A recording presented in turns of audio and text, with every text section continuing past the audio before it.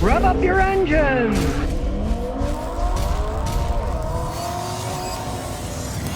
What the heck is this? You probably never even heard of a Volkswagen EOS. Well, it is fun to drive. But realize, yes, it is a Volkswagen. It has that dual clutch transmission that costs a fortune when they break. It's just like a dream. You'll see when we take it for a road test. These things are fun to drive. And it has a very complex convertible roof. It's kind of like the wings of a beetle. Check it out, look. It's just like a beetle shell. This thing did break after he bought it, but as you can see, it's very complex. Look at this, look at this. Only the Germans would make something like this. It's almost like a transformer.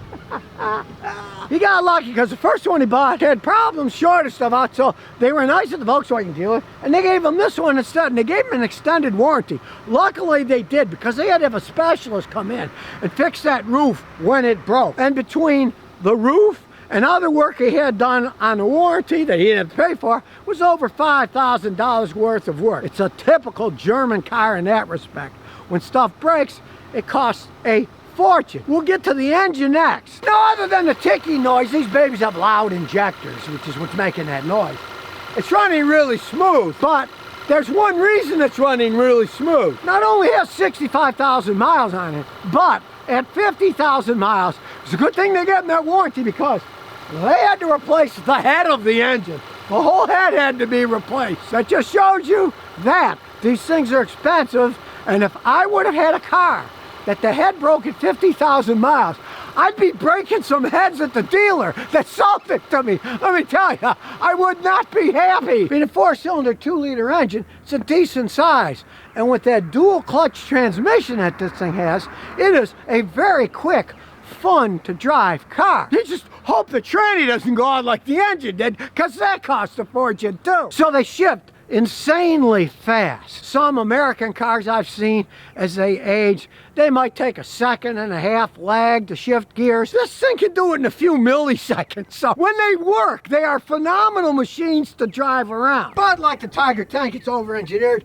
Look at all the screws that hold in the air filter. You know, there's like, let's count them.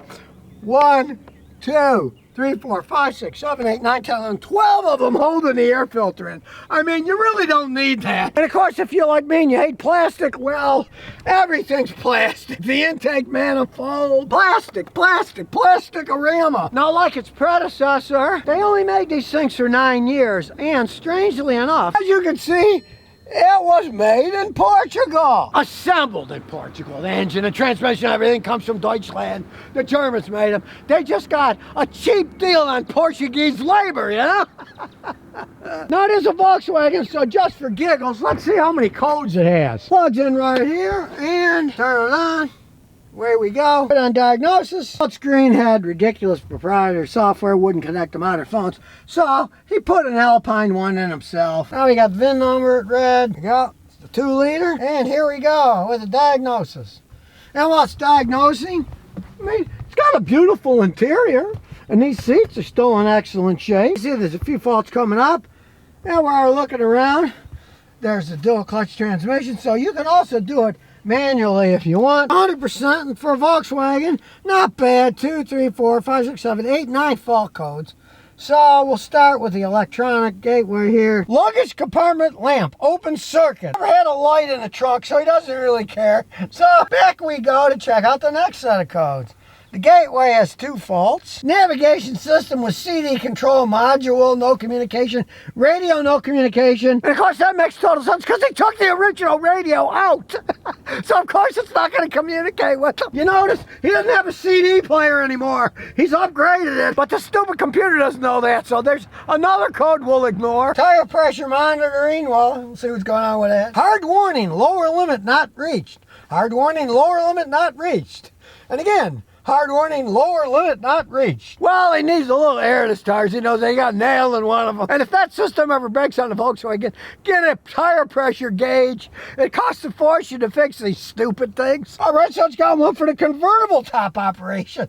Let's see what that code is. System malfunction. Now, isn't that a great trouble code? System malfunction. Doesn't tell you what part of the system. As you see, it goes up, it goes down. So, what the heck? We'll erase that one. As with most German cars, they got sensors all over the place. If you saw the one I did on that V8 BMW, we couldn't get the top up or down, but if you went behind the passenger headrest and beat it with your hand, there was a sensor in there, then the top went back up. So they get a little carried away with themselves. And the last one is telematics communications unit. We'll see what those codes are. Data bus message missing.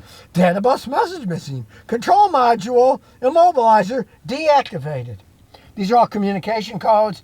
And, I mean, isn't that nice? Data bus message missing. Doesn't say what module or anything, just said it's missing. But it runs pretty good, so we'll erase that code too. And then after we road test it, we can see if it's something that's really a problem or it just comes and goes. So we'll look at some live data now. We'll start it up.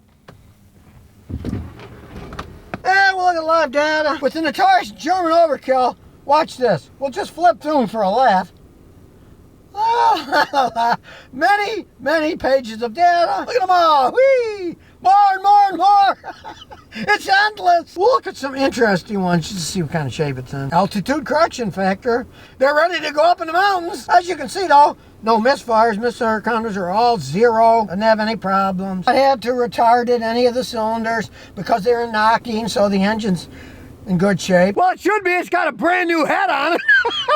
And really, it's only got 66,000 miles on it. The head was put on at 50 when it broke. And you gotta say, it's running pretty good because the lambda specified value was 1 and the actual lambda is 0.99, so it's only 1/100% off. That's not too bad. The camshaft adjustment's pretty good. The specified value is 28, 27.5, and then 28. It's almost perfect, so that's not bad at all. So it's running really good. Let's take it for a road test, see how this thing goes. Now, it's kind of a smallish car, so it does handle quite well. These things mainly failed because, well, convertibles are never that big in the United States anymore.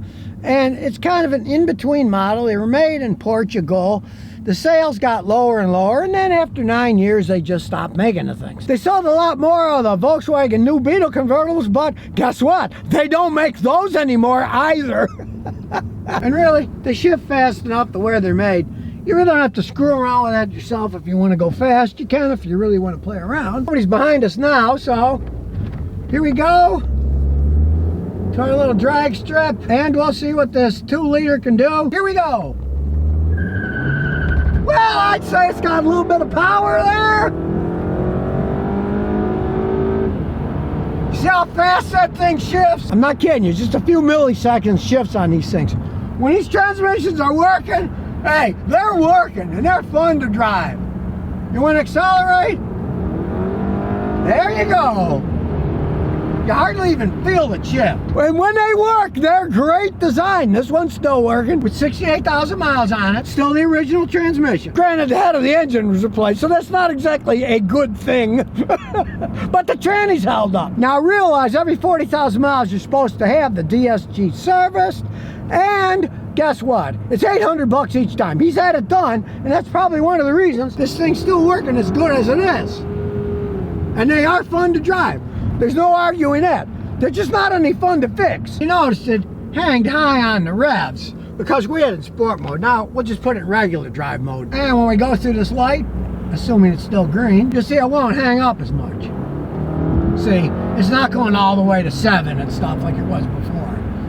That was for speed. You want speed, you put it in sport. You don't? Hey, just put it normal. Believe me, it's fast enough. So, if you like overly complex machines, just realize he had the head replaced.